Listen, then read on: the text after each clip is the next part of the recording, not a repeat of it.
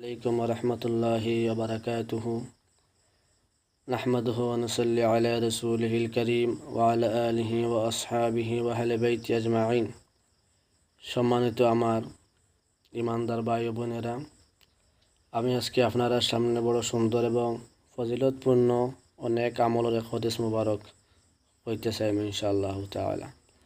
হাদিস মুবারকটি হইল হযরত ইবনে আব্বাস রাদিয়াল্লাহু তাআলা আনহু থেকে বর্ণিত।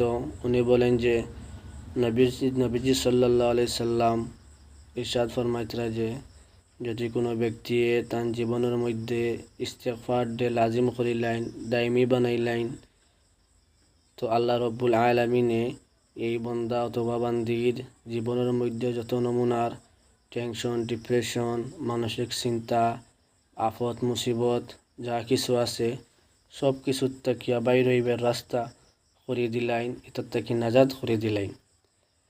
ইস্তেগফার হইল গিয়া আস্তাগফিরুল্লাহ ইন্নাল্লাহা গফুরুর রহিম অথবা আস্তাগফিরুল্লাহ রাব্বি মিন কুল্লি যামবিন ওয়া আতুবু ইলাইহি। এই ইস্তেগফার আমরা বেশি বেশি করে পড়িতাম।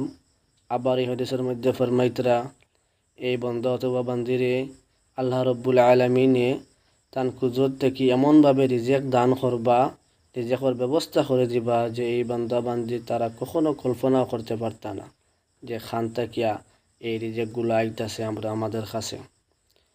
যাই হোক, এই হাদিস মুবারক আপনারা শেয়ার করবা যাতে অন্যর কাছে গিয়া পৌঁছে অন্য এই নেক আমলটা যেন করতে পারেন, যেন এই নেক আমল করিয়া কোরআন হাদিস তারা জীবনটা ধন্য করতে পারেন।